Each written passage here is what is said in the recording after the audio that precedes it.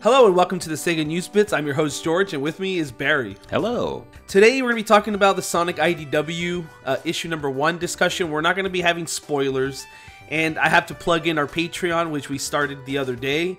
If you guys want to support these kind of videos, you can support it for $1 and be entered to win a binary domain backpack and a Yakuza 5 promotional t-shirt. Yeah. So let's get right into the episode. What did you think about this issue, Barry?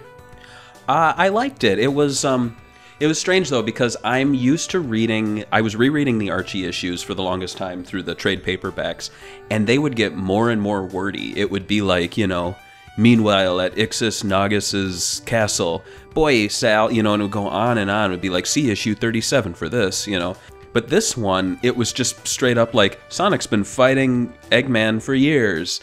Sonic Forces just happened. Let's see what's happening. And he's like, I'm not going to spoil it, obviously, but it's very simple.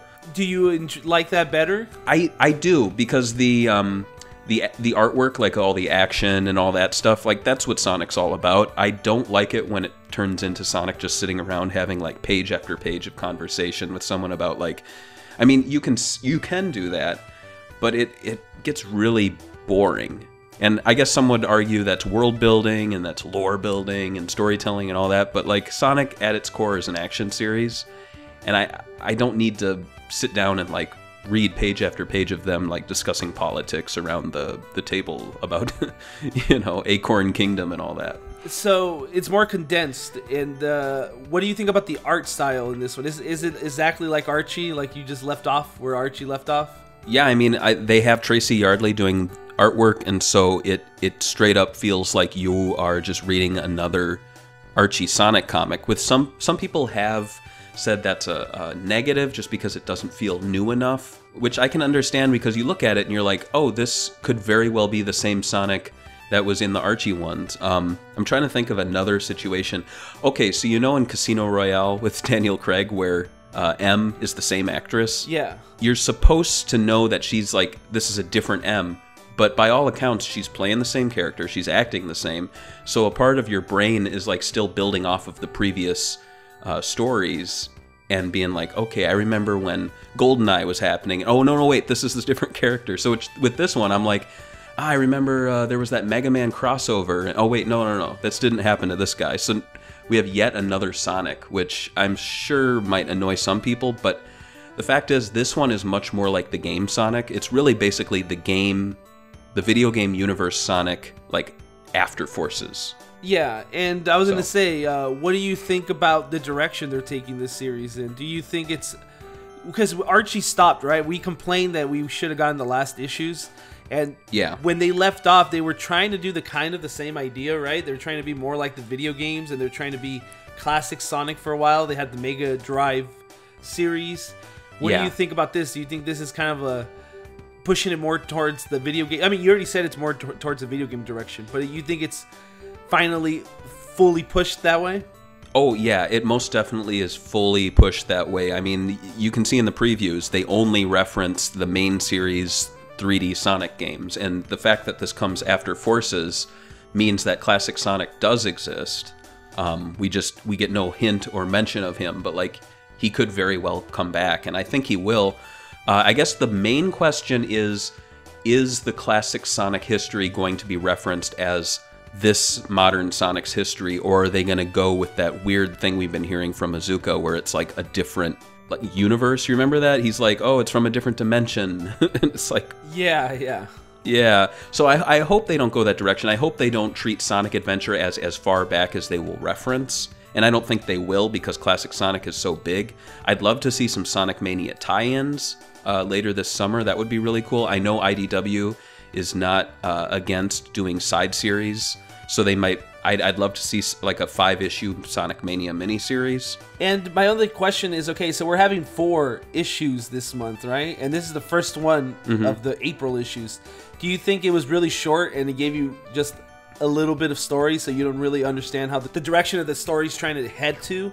Or you think it was enough as a 1-issue bite size? Yeah, it was definitely a bite size sort of story, but I don't feel confused at all. If anything, it's very straightforward as to kind of where they're going.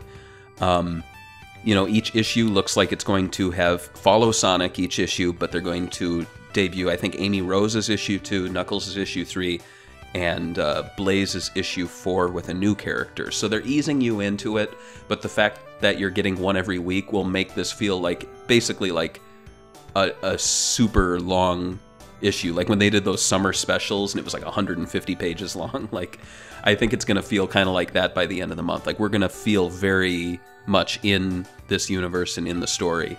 And from there, I hope they do get a little meatier, just because this one, while I did really like it, it went by really quickly. And they have a lot of variant covers for this issue. Which ones do you pick up? I picked up variant covers A and B, mainly because it was the only ones they had, but even if they had more, these were the ones I liked, because B was being pushed as the main cover for the longest time, and then all of a sudden it became B, and you know, A was there. There is one cover I really dislike, but it's only being sold in Texas. I don't know why they picked this artist. I think it looks awful. You can see it in the back of the book, but basically it's like this big Eggman mech and Sonic's attacking it, but the artwork looks so...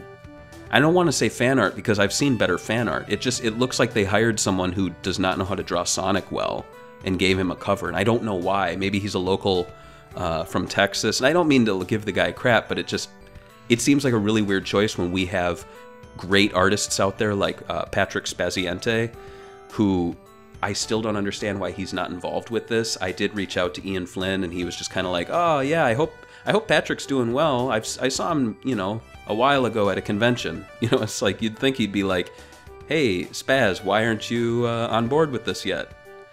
So, yeah, I guess we'll see. And the last, what will you rate this issue? That's a good question. Well, let me compare it to the very first issue, the issue 252, which was the reboot, and this one.